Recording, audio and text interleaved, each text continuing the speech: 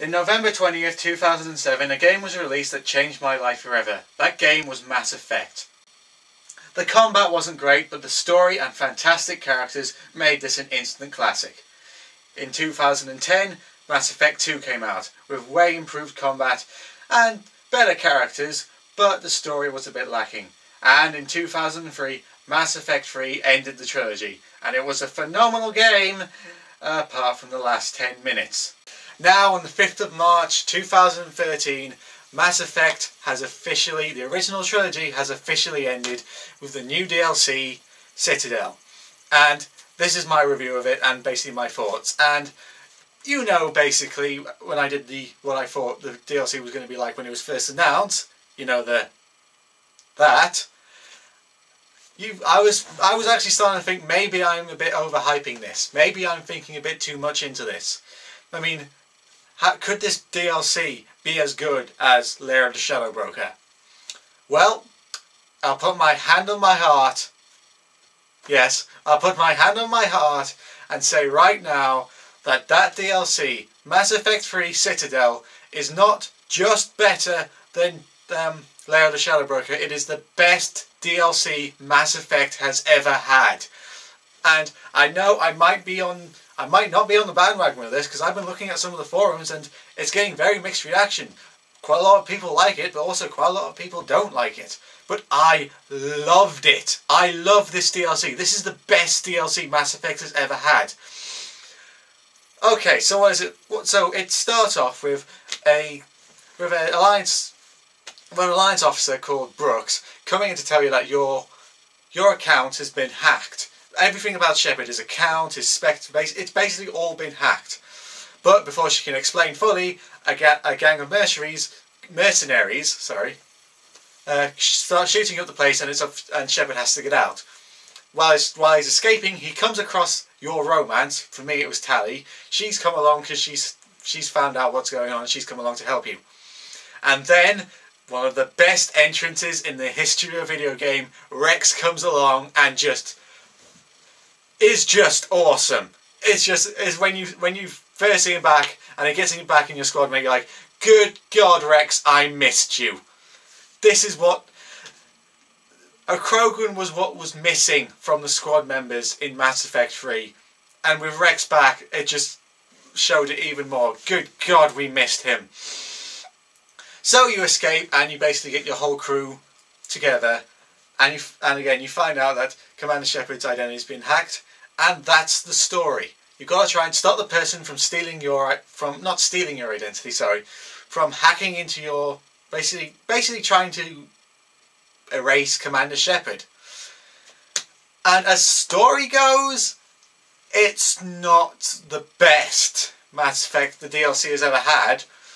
I mean, there's a twist in this one, which is actually, it's not a twist, well, it's a very strange twist. It's sort of a twist that you sort of expect M. Night Shyamalan to pop up and just go, "What a twist!"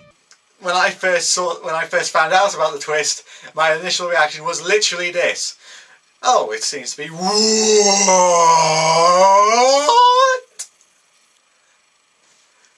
And it's explained kind of this twist, but you're still questioning it even after the DLC's over. It's like, yeah, that's good and all, but what? What was that? I'm not going to spoil it for you because that would be kind of douchey if I spoiled the twist. It's got one hell of a twist in here. But phone ringing. 1 minute.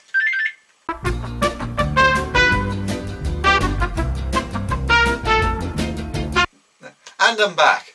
Where was I? Yes, I won't spoil the twist for you.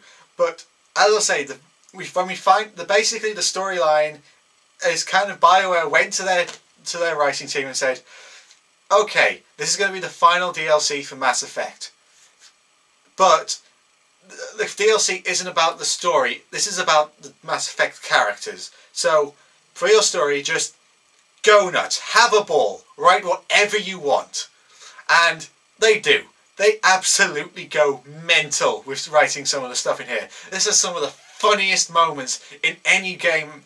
Just moments where you just had to stop and you were just in tears of laughter. But as for the villain, his plan is actually kind of dumb when you think about it. Even Shepard, when he in the final confrontation, just points out how stupid this plan is. But again, like I said, this DLC is not about the story. This DLC is about the characters and basically your final goodbye. And most people's criticisms, the people who don't like this DLC, would say this DLC is too goofy and silly. It should be more serious. But I'll say to you this: how would you rather say goodbye to someone? Would you rather it to be sad? Would you rather to be depressed at the end of it, or would you rather have a ball? Would you rather laugh? Would you rather remember these characters for the good times, not the bad? And this is what this DLC does. I mean, I romanced Tali, and actually this I will spoil for you, because I don't want people getting your hopes up thinking, oh, this is finally BioWare might do a bit of fan service and show Tali's face. It doesn't happen, alright? I'm spoiling it now. You don't see Tali's face. But she does sing. I don't know, it's very cute, but also very weird. And it kind of reminds me, I think it's actually a kind of a wink to Dragon Age, I think. Because what it is, basically the scene is you're watching Tali, you tell Tali that you've never watched Fleet and Flotilla, you know, that film about Aquarian falling in love with another race. And Tali goes, well, then we're watching it. And then she tells you, oh, there's some musical, and you can sing along to it. And she does. And you get a bit of extra, obviously, if you romanced her, and there's just so many great moments in this DLC. I think the funniest was with Rex when you meet him at the bar. In fact, actually, Grunt and Rex's, when you find out when you talk to them, they're just hilarious. They're some of the best moments, but I think Rex's was the funniest. Or Javik, because if you do Javik's, you will meet someone of pure legendary, someone who has been. Someone who you heard about in the second game, was mentioned even more in the third game, and in this DLC you finally meet him, and it's just brilliant. Again, it's just a brilliant moment. But I think Rex is the funniest, but it'll be argued which one was the funniest moment. But I think Rex was. I said, and then it comes after you've actually completed the main mission and defeated the bad guy, saved your day, not really saved the world, but you know. And actually that's something. The DLC is about the characters, and your bad guy actually says that your characters are emotional baggage, saying, Shepard, you've made so many mistakes because of these people, which I don't agree with. I really don't agree with. The bad guy's more of a think about the humans, not the rest of the aliens, occasionally going on that Shepard saved more aliens than he saved humans, and all that, and saying that his friends are more emotional baggage than actual team leaders and all that. It's kind of bullshit, really. Ooh, I flicked my hair. I flicked my hair. Which, it's kind of bullshit, but, you know, it's kind of the basic thing. But this isn't a serious DLC. It's not... You're just going to have a great time playing this DLC. I did. I played this whole DLC with a huge smile on my face. And the party at the end, when you completed the mission, is just... It's basically BioWare going, you know what? We're just going to poke fun at ourselves, the characters, and just have a ball. Just do whatever we want, and they gladly do it. They poke fun of Mass Effect 1. They poke fun of pretty much everything. Even, you know how, exactly. Garrus actually makes fun of himself about calibrations. This is basically, okay, I'll sum it up.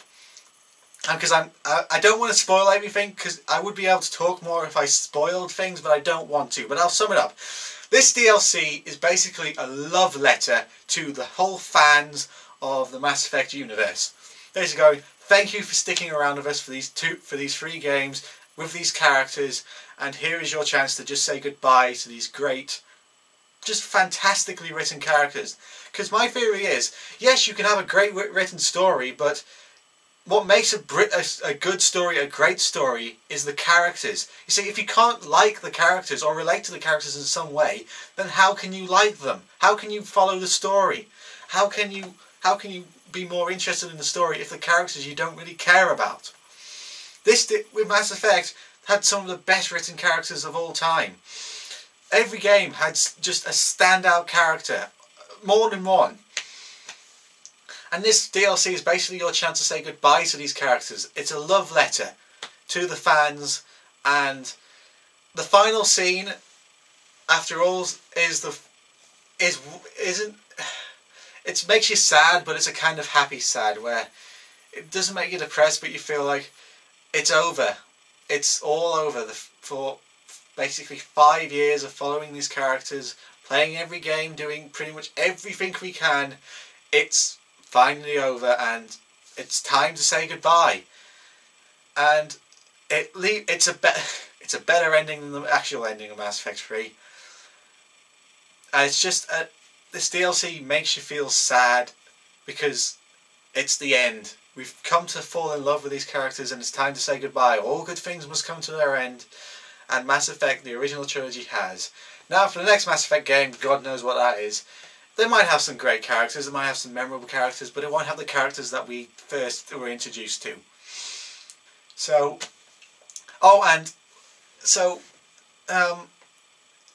how good Mass Effect 4 might be, it won't be the Mass Effects that I grew up with. I spent 5 years of my gaming life. This was the series that put me into gaming. I wouldn't be doing this right now, talking to you, if it wasn't for Mass Effect. And it's a sad end. It's not a sad. It's a happy ending. It's a happy way to say goodbye, but it's a sad, happy way, if you know what I mean, because it makes you realise it's all over.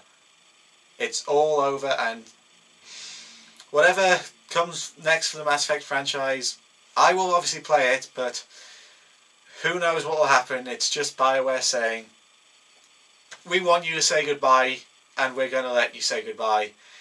And it's a fantastic piece of DLC. It is the best DLC Mass Effect has ever had. That's my opinion. People might disagree with me, but this is the best DLC Mass Effect has ever had. It's not the most serious, and it's not the best written in story terms, but it's the most memorable and the most fun you'll ever have. Now, is it worth 1,200 Microsoft points? Well, if you said, is Omega worth 1,200 Microsoft points? No, Omega is not worth 1,200 Microsoft points. Is Citadel worth 1,200 Microsoft points? Yes, it is. Because you will have so much enjoyment out of it. See, the problem with Omega is I found it hard to enjoy. So it's hard to justify a price of something if you can't enjoy it. Citadel, you will just have a ball. Trust me when I say this, it is some of the most fun you'll have in an entire DLC. Just fantastically written characters, and it's just such fun that it's just a brilliant way to say goodbye, and it's worth every single Microsoft point. Every penny is deserved. BioWare, thank you for this. You definitely put a lot of effort into this final DLC. Thank you for all the fun and all the enjoyment you gave us, for the fantastic storytelling, for the fantastic characters. Not for the ending of Mass Effect 3, I'm not going to thank you for that, but for the ending of Mass Effect 1 and 2, I'll give you that. For the fantastic characters, thanks for the romances, thanks for the combat, thanks for the comedy, thanks for Tali, thanks for Garrus, thanks for Zaid, thanks for Grunt and Rex and Miranda and Samara and Morden and Thane and Jacob. Yes, even Jacob. Thank you for Jacob. For Kasumi. For Caden. For Ashley. For Liara. For all the characters you introduced us to. Thank you so much, BioWare. This is the perfect way to say goodbye. And I am telling you now, people who are watching this video, who have watched the end, just play this. Just stop and play this game. Just download it now. It's in 2 parts because it's that big and it's worth every penny. So just stop this video now and play it. And with that, just stop this video now and play it. I'm Alex and Hunted, and stop this video now and play the DLC. It is so worth it. Goodbye.